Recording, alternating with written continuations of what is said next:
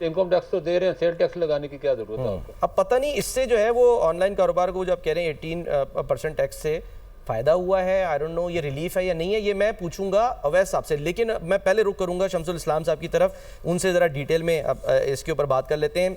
एक तो सर मैं कमेंट लेना चाहूंगा शमसुल इस्लाम साहब आपका क्रिप्टो के ऊपर, कि हम बात कर रहे हैं अभी तक पुराना सिस्टम ही ठीक नहीं कर पाए, ट्रैक एंड ट्रेस को हम जो है वो नहीं ठीक कर पाए। मैंने एग्जांपल्स उसकी आपको सिर्फ एक टोबैको इंडस्ट्री से जो है वो जुड़ी दे दी। उसके अलावा हमारा एफबीआर का सिस्टम, वहाँ से शिकायतें आम आदमी के जी मैं कैसे अपना जो है वो टैक्स फाइल करूँ, इतनी मुश्किल। फिर ईज ऑफ डूइंग बिजनेस नहीं है जिसकी वजह से आप इन्वेस्टर को राग़िब नहीं कर पा रहे। ऐसे में हम नए एवेन्यूज़ की बात करते हैं, सब्ज बाग तो दिखाते हैं, लेकिन आप एग्री करेंगे कि अभी हनूज दिल्ली दूरस्त? बिल्कुल सलमान, आपने बड़ी दुरुस्त बात की है कि हम 77 सालों के अंदर एग्रीकल्चर ठीक नहीं कर सके, हम 77 सालों में अपनी इंडस्ट्री को हाई वैल्यू इंडस्ट्री नहीं बना सके, सेमी फिनिश्ड गुड्स बनाते हैं, हम अपना टैक्स का निज़ाम नहीं सही कर सके, हम हर जगह शॉर्टकट ढूंढते हैं और गेम चेंजर ढूंढते हैं। कुछ अर्सा पहले हम गेम चेंजर लेकर आए थे और अब फिर क्रिप्टो जैसी गेम चेंजर लेकर आए हैं। आप बताया कि देखें क्रिप्टो जो है वो क्यों डेवलप हुई थी। क्रिप्टो गवर्नमेंट्स के कंट्रोल से बाहर निकलने के लिए डिजिटल करेंसी को तैयार किया गया, इसकी माइनिंग हुई और यूएसए के बाद अब शायद पाकिस्तान सेकंड कंट्री होगा जो इसको बाकायदा इसको क्रिप्टो माइनिंग और ब्लॉकचेन की तरफ जा रहा है। लेकिन यहाँ एक बहुत बड़ी गलती ये कर रहे हैं कि ये प्राइवेट सेक्टर की जॉब है, इसको अगर हुकूमत करेगी तो उसके अंदर मुसलसल उसको नुकसान ही होगा। क्योंकि देखें इसमें सबसे इंपॉर्टेंट चीज होती है वो तो सिर्फ एनवायरनमेंट देगी, फैसिलिटेट करेगी, हाई पावर जो है वो प्रोवाइड करेगी डेटा माइनिंग या एआई सेंटर्स को। जी जी, मैं उसी तरफ आ रहा हूँ। देखिए इसमें सबसे इंपॉर्टेंट चीज होती है इलेक्ट्रिसिटी। जिस मुल्क में सस्ती है, जहाँ बिजली सस्ती है, वहाँ क्रिप्टो करेंसी की माइनिंग हो सकती है। पाकिस्तान में इंस्टॉल कैपेसिटी 46,000 मेगावाट से ज्यादा है और इंस्टॉल कैपेसिटी हम जो कैपेसिटी पेमेंट कर रहे हैं वो भी साथ दे रहे हैं। हमारी जो सरप्लस बिजली है वो साउथ रीजन में है जहाँ पे हम कोयले से बिजली बना रहे हैं और पंजाब में अगर आप इसके सेंटर्स बनाएंगे तो ट्रांसमिशन कॉस्ट भी आएगी उसके अंदर।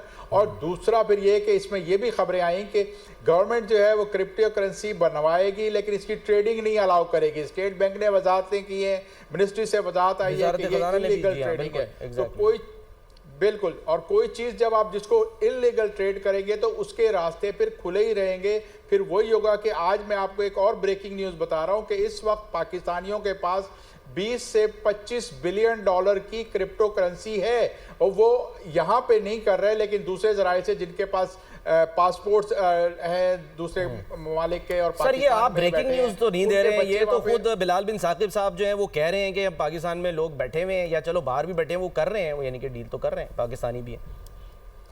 चले मैंने उनकी बात नहीं सुनी थी। भारत मैं क्या कह रहा हूँ, आपकी वहां पड़ा है। फिर दूसरा पेपल के अंदर आपका आईटी कंपनीज का आपका कोई अराउंड 5 से 6 बिलियन डॉलर पड़ा हुआ है। 3 बिलियन डॉलर की आपकी एक्सपोर्ट हुई है लेकिन वो पेपल यहाँ आ नहीं रहा। देखिए इसमें बड़े चीजें होती हैं, आपका वैलेट की जरूरत होती है जी। आप वो पेपल आना ही नहीं चाह रहा क्योंकि उसको पता है कि जिस दिन हम गए तो ये जो पैसे हमारे पास पड़े हैं, क्योंकि आईटी फ्रीलांसर जितने भी हैं वो पेमेंट अपनी पेपल पे जरूर करते हैं कि अब आपका जो मॉडर्न जो तरीके हैं वहां पर पेमेंट जाती है। तो क्रिप्टो आखिरी सर आपसे बात करके कि इसमें एक और भी एक एलिमेंट आ जाता है शम्स साहब, एक और भी एलिमेंट आ जाता है कि आप एक तरफ वही मैंने कहा ना कि नए एवेन्यूज की बात भी कर रहे हैं, गो के वो अभी लेजिटिमाइज नहीं है, लीगलाइज नहीं है, लेकिन आप उसको प्रमोट कर रहे हैं। चलो हम ये कह लें कि अच्छी बात है, करें प्रमोट ताकि ये कि तैयारी पूरी हो, जैसी जो इजाज़त मिल जाए आप भरपूर तरीके से तैयार हो। लेकिन उसमें जो कुछ ग्रे एरियाज आ जाते हैं, मिसाल के तौर पर कहा गया कि जो चैंग पेंग जाओ हैं, CZ जिन्हें कहा जाता है, वो उनको क्रिप्टो काउंसिल का मुशीर बनाया गया, ठीक है, और वो साहब हैं जिन्होंने अमेरिका में 4 साल जेल जो है वो भुगती है, मनी लॉन्ड्रिंग का इल्ज़ाम उन्होंने प्लीड किया, उन्होंने $4 मिलियन जो है वो पर्सनल फाइन दिया, $50 मिलियन उनकी कंपनी बाइनेंस ने जो है वो फाइन दिया। ये सब कुछ फिर जो है वो लोगों को शकूक व शुबात में आपके ख्याल में नहीं डालेगा?